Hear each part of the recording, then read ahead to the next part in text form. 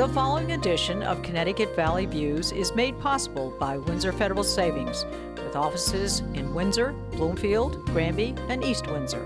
Neighbors helping neighbors since 1936. Join me, Susan Regan, host of Connecticut Valley Views, the most widely watched interview program on Connecticut Public Access TV. Proof to the people is the byline, insight without bias, generating a 360 perspective. Our mission is to focus on topical subjects with thought-provoking interviews regarding municipal leadership, current affairs, educational and political topics, as well as key destination points in New England. Hello, I'm Susan Regan. Thanking you for joining me today with my guest, John Rathgeber. He is the President and CEO of the Connecticut Business and Industry Association. It's a pleasure to be here with you, John. Thanks, you, Susan. Thank you for giving us the time. My pleasure. John, I know that the association's directive is to work and promote a healthy business climate, obviously, which encourages economic growth and job creation in the state. And having said that, you've been with CBIA for quite a while, since 1977, and served in many capacities. You might just reiterate those for our viewers. Sure. I started out as a staff attorney dealing with energy, environment, and tax issues. And I actually thought at that point in time I was going to go back into private practice. I was pursuing an LLM at New York University Law School, and I thought this was going to be a short-term career move. As does happen with a lot of people, too. But I really am passionate about the mission of CBIA. I don't think there's anything more important than creating a competitive economic climate in this state, so that there is investment here, there is growth, and there is the creation of opportunities. I grew up in New Britain, Connecticut, and it was a town where manufacturing was the core of the city at that point in time. And many of my friends, families were first or second generation immigrants to the United States, and the sons and daughters had great upward mobility, and it was because those firms were growing and they were providing good jobs with good benefits. And when you look at today's world, where it's really a competitive global economy, we need to be not just looking at our neighboring states. We have to be really, quite frankly, the best place to do business. And yeah, well, Connecticut offers quite a bit, because we say that our quality of life and the fact that there's countryside, there's rural, there's the metro area, but we're well positioned between New York and Boston. So back then I think it was very favorable, and now there are many challenges. Well, location, particularly back in a couple of decades ago, was probably one of the most important things, close to markets that were important to you. Today, location is less important. Actually, I think the other advantage we've always had traditionally in this state has been the skill of the workforce, the productivity, the innovation of the workforce. And I think that still is one of the things that serves us well. But I would love for all of us to be focused on how do we become, not the cheapest place to do business, but the best place to do business, because we do have the potential here for growth and creating those opportunities that future generations need. Yeah. Now, since you've been with the organization for a long time and you looked at it from, let's say, standing on various mountains and positions and had different views of it, what would you say from the lessons learned that you think that relate going forward to fiscal year 13 and 14? What do you see as the, say, 3 key objectives? Well, I think the most important thing is for Connecticut to get its fiscal house in order. That's what's, in my mind, undermining business confidence in the state. If you're going to make an investment in a state, you're not looking at a one-year return on that investment. You're looking at over a period of time. And if you're a state which has had chronic cyclical deficits, increases in taxes, and long-term liabilities which are unsustainable, then that does not bode well for the future. We're a state where the cost of delivering state services is growing at a very rapid pace. And by that I mean not the cost of actual benefits that people are achieving. It's not that we're increasing the grant money to local towns at a fast rate for education. It's not like we're increasing support for families with children at a great rate. But the cost of delivering those services are increasing exponentially. And we have to start to really get a handle on it. We've got to start leaning the bureaucracy. We have to start doing things differently. We have to be willing to use private providers, often nonprofit providers, to deliver services, which they do very well in the state. We have some of the best in the world. Do we need more competition? What would be the catalyst for changing this? I do think we need competition so that there is, I think competition is the key to everything, you know. Competition so that there is an incentive for the state to be leaner and more cost effective. We have to look at our pension and health care benefits in the state public sector and bring them more in line with what you'd find in the private sector. It's really important that the state show a willingness to do that. I think that would underscore or help underscore a revival of business confidence in this state, and also nationally would help improve Connecticut's perception. Well, let me ask you a question. Let's go behind the curtains a little bit. You become a member, a business becomes a member of CBIA. Right. And obviously you have meetings and you have events and so forth. What do you do when you're a member? What becomes part of that? You attend meetings, you have people who speak. Yeah, members of CBI, they join for different reasons. Some for the mission, which is we've discussed, is trying to create a more competitive business climate in the state of Connecticut. And they recognize the important work that we do at the state capitol or the state agencies, and even in the courts, because we do file amicus briefs on issues that are broader implications for Connecticut's economic climate. Some will, however, join initially because they want to take advantage of a product or service that we provide, or some free telephone consulting that we might provide, and then get more engaged in other aspects of the organization. We do a lot to help people understand their obligations, you know, whether it's environmental regulatory obligations, tax issues, labor management issues. So we do a lot to try and help companies understand. So you're really mentoring the companies in many ways, and probably people who have an entrepreneurial spirit, they get a company going. Maybe they're very good at their business, but they're a bit of a neophyte when it comes to really doing the business in the right way. Yeah, most of us have our own areas of expertise. Absolutely. You know, and we don't always understand the implications of, you know, how decisions fall in other areas. So we have experts here on staff who are willing to help. And it's not just the smaller entrepreneurial companies, it's often some of the largest companies in the state, because their expertise tends to be in the international or national marketplace. True. And Connecticut has a way of going a little differently than everybody else. So we're pretty familiar with what the rules and regulations are in Connecticut. Yeah, and keep everybody honest and on track, and then actually keep them out of trouble. Right. You know, because that can incur litigation and so forth if they go in the wrong direction. Yeah. I didn't finish answering your question, please. because the other couple of things that I think are really important for us to continue to make progress on, not just improving our fiscal accountability, but also the workforce. I think we need to really focus on closing the achievement gap in the state of Connecticut so that every student has an opportunity for good education, because that future workforce is going to be critically important. Is the answer to that, excuse me for interrupting, is the answer that spending more money? Not necessarily. Okay. You know, if you look at the Hartford model under Steve Adamowski and more recently, they've been able to improve the performance of low-income kids from low-income parents,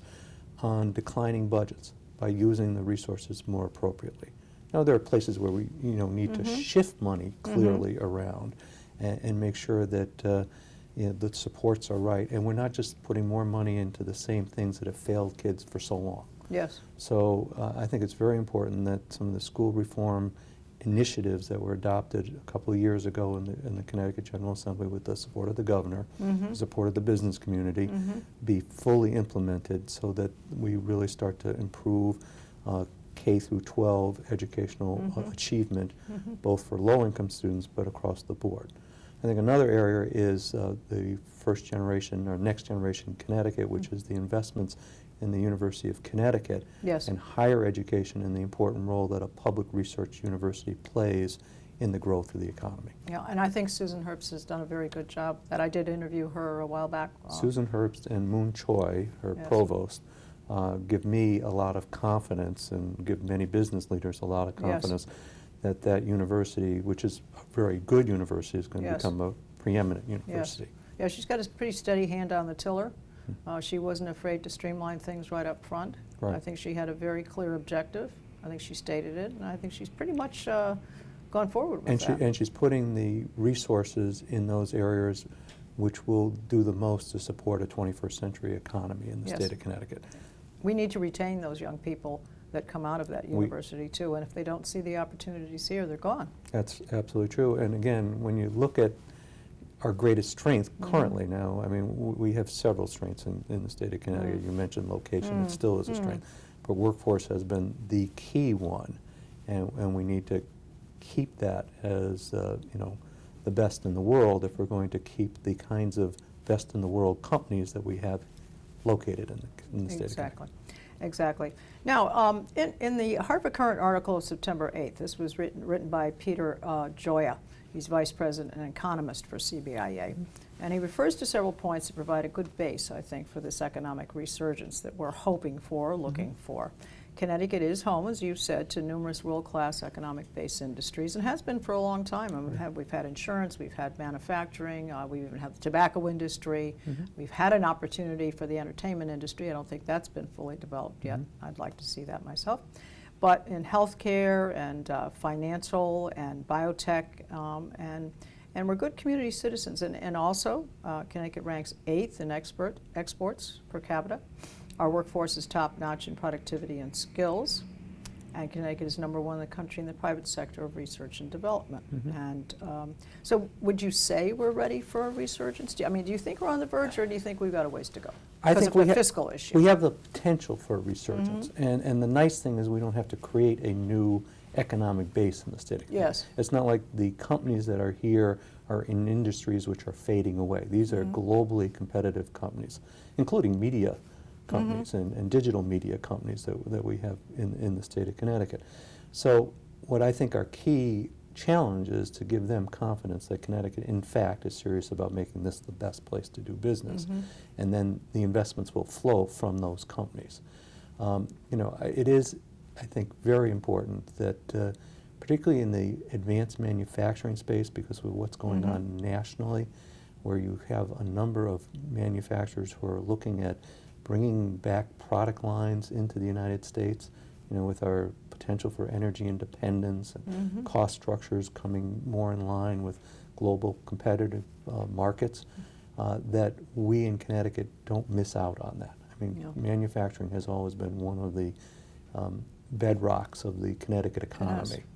And quite frankly, if when companies who have major operations here, or even smaller operations here, decide that they want to expand, but they're not going to expand here in Connecticut, we're going to miss out. Miss it. And miss the chance. somehow we've got to get ahead of this curve. And there are good things happening. You know, I've got a number of directors. I've got one family-owned business down on the shoreline who's putting 55,000 square feet of additional manufacturing space in Connecticut. A medical device manufacturer out in the western part of the state called me today and said they're looking at trying to see how they can expand their operations. There are a number of good stories. And that kind of ties into the fact we're a little ahead of the curve since we have an exchange now, Access Health Connecticut. So, well, you know, so the medical thing. Device area. Well, medical I mean, device there's has a been reason to be here. Medical device has been a pretty strong part of the Connecticut economy for quite a while. And some of it tends to be not the big names. I mean, you know, you do have the Covidians of the world here, but you also have some of the smaller supplier organizations who are doing some of the component pieces towards the medical device industry. And it's really out of our DNA of innovation.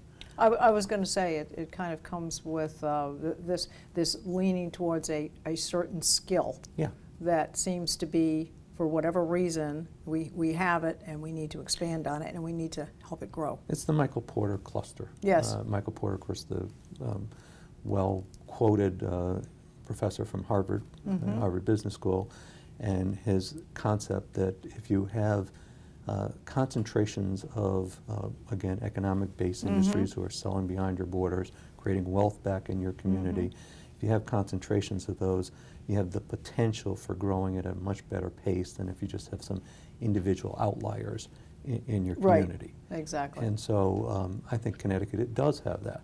The key is business confidence, and unfortunately business confidence right now is at one of the lowest points I've seen in my many years of working. Okay, so what's contributing towards that? I mean, we need to... Again, I think a lot of it has been the financial, the fiscal. financial, The fiscal, taxes? taxes, fiscal uncertainty, a feeling at times in the General Assembly, not necessarily in the most recent General Assembly, but in prior General Assemblies, that there, you know, if you were a for-profit business, you really weren't welcomed here in the state of Connecticut. And you know, one of my favorite, unfortunately deceased U.S. senators was Paul Tsongas from Massachusetts, a social liberal and a fiscal conservative, and he was fond of saying you can't be, you know, pro-employee and anti-employer. Exactly. You know, and as you know, Susan, Yes. a lot of our companies are courted by other states, and Of we course. had Rick Perry here, the governor Yes. of Texas. We've had in our most recent survey, 2/3 of the manufacturers have received in the last 2 years requests or invitations to look at other states, and it's because they are good employers. They can be successful employers. They pay good wages. They have safe working places. They provide community support, and they're attractive to other places. And we've got to understand, we've got to, you know, we've got to be in the game. We've really got to change our bedside manner. Yeah. And I think that there are many things that you can do and there are actions you can take, and I think you have to kind of put your money where your mouth is, and you have to make people feel as though this is a welcoming place to be, and that you're encouraging people to make a home here. Right. Not only make a home for your business, but a home for your family. It has to be, you know, it's got to be a good place to work, live, and raise a family. Exactly. And we have to have an attitude here that we can accomplish things. You know, it can't be Connecticut can't. It's got Yes. to be that we can achieve what we're, you know, we have a common goal. Well, I think what we need to say is I think you know what needs to get done. Obviously, you being in your position, I think you can maybe turn that, and that's why we're having this conversation today. We want to make sure that people realize that there are people who are thinking about this and want to make Connecticut a better place to be. All right, now we've got to look at we've talked about some of the negatives, but on September 22nd, Peter was a guest. He's been a guest on a couple of shows on The Real Story with Al Terzi. And he said that the workforce was not good, not qualified, and he said that was because a lot of the skills, the younger people perhaps who have been educated here, have left the state. Right.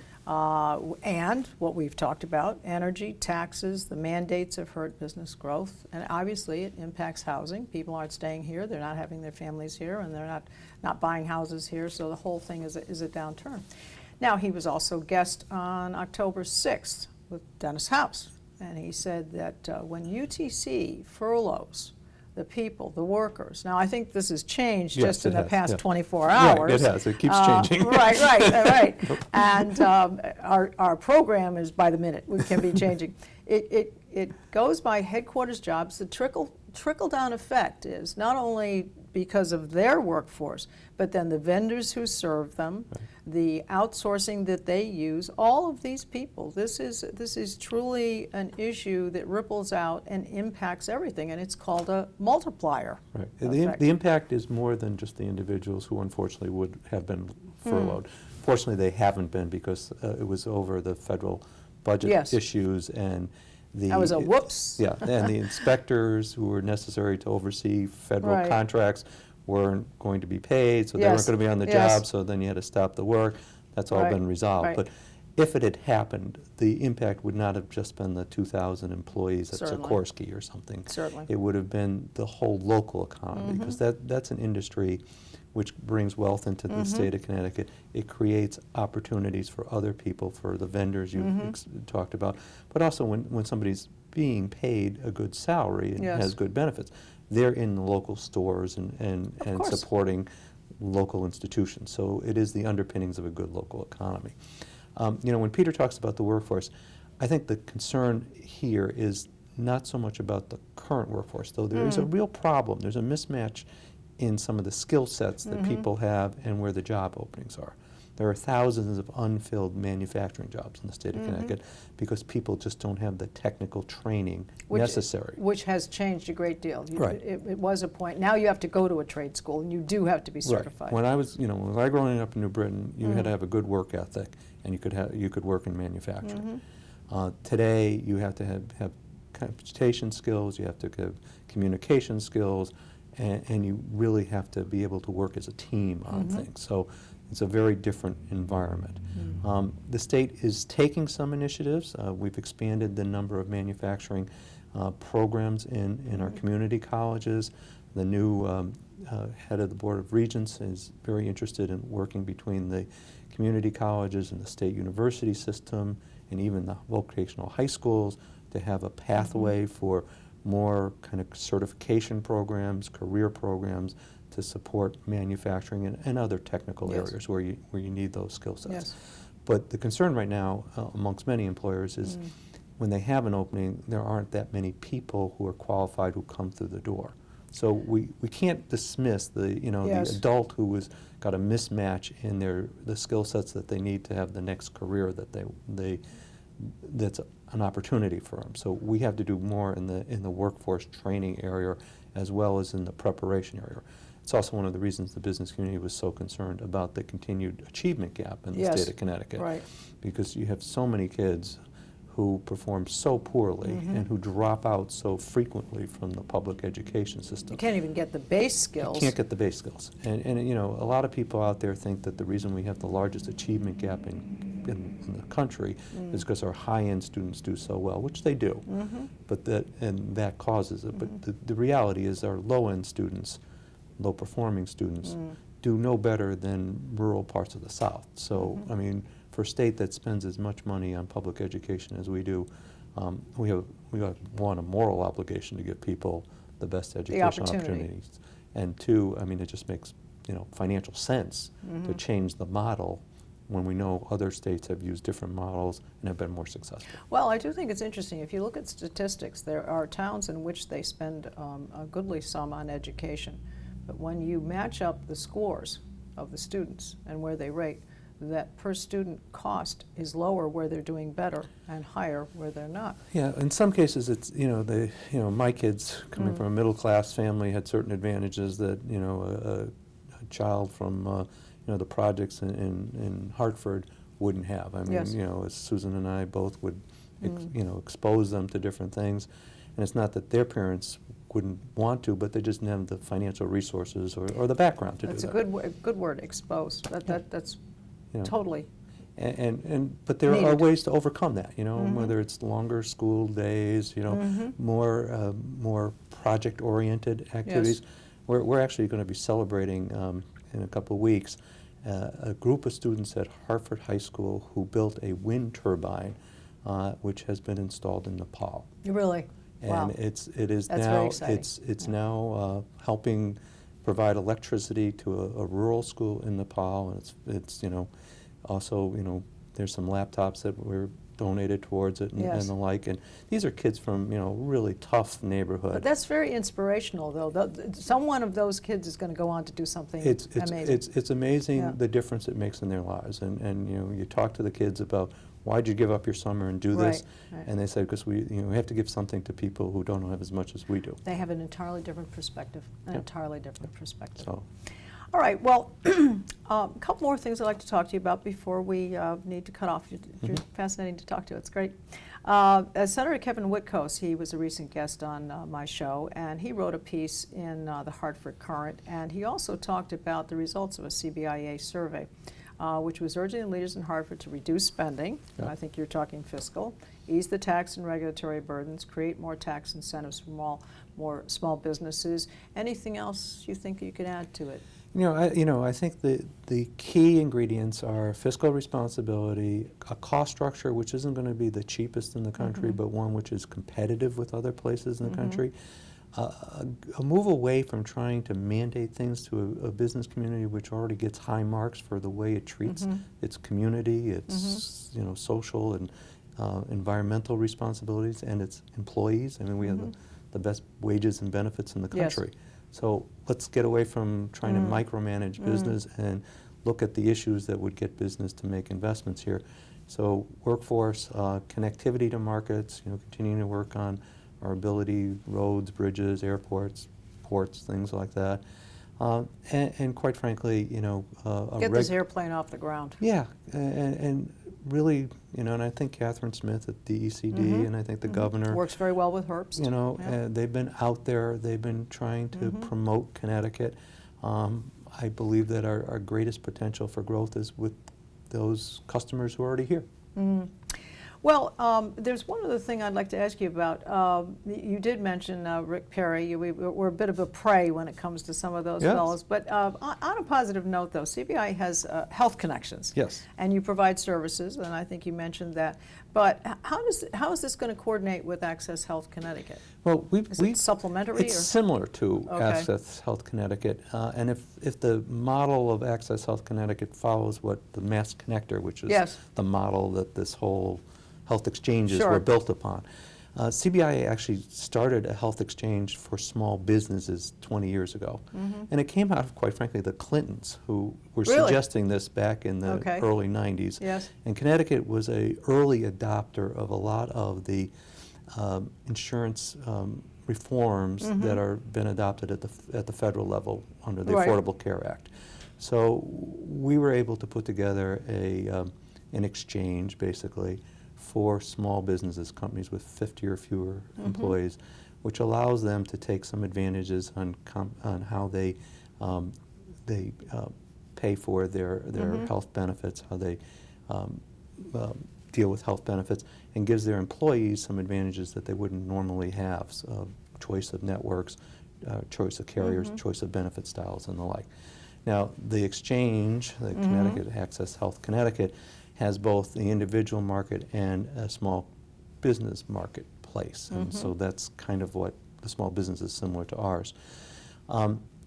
Most of the initial participation in the exchange will be people who have been without insurance, either because their employer didn't provide insurance, which is a very small percentage of the employment group in Connecticut, or they may be working multiple part-time jobs and not qualify for insurance. I think we're only 10%. We're only 10%. We're not Texas, we're not California. That's a very different model. And then you have some people who are just above the Medicaid levels and are working poor, basically. And they will have some subsidies, and appropriately, hopefully this will all mesh. It will mesh, and we will end up with a uninsured rate of, like Massachusetts, of 1 or 2%. 3%, right. Yeah, that would be great. Of course, the next step is to make sure that people access health systems the right way. Yes. And don't just, now that they have insurance, just show up at the emergency room. The key long-term is getting people to take them out of that habit.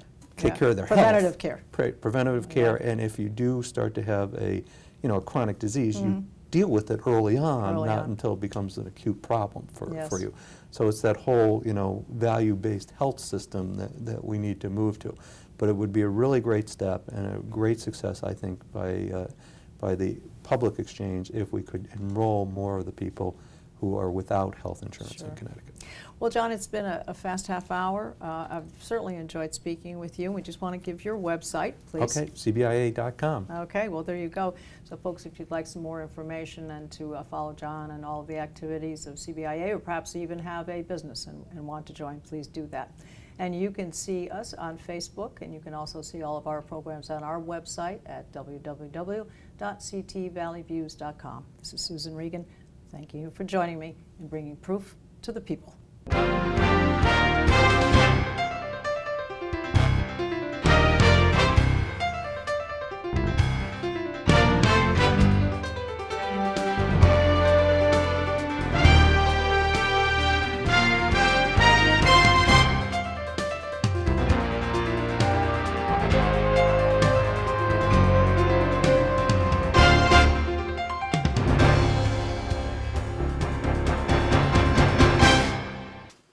Our thanks to Windsor Federal Savings for making this program possible. Neighbors helping neighbors since 1936.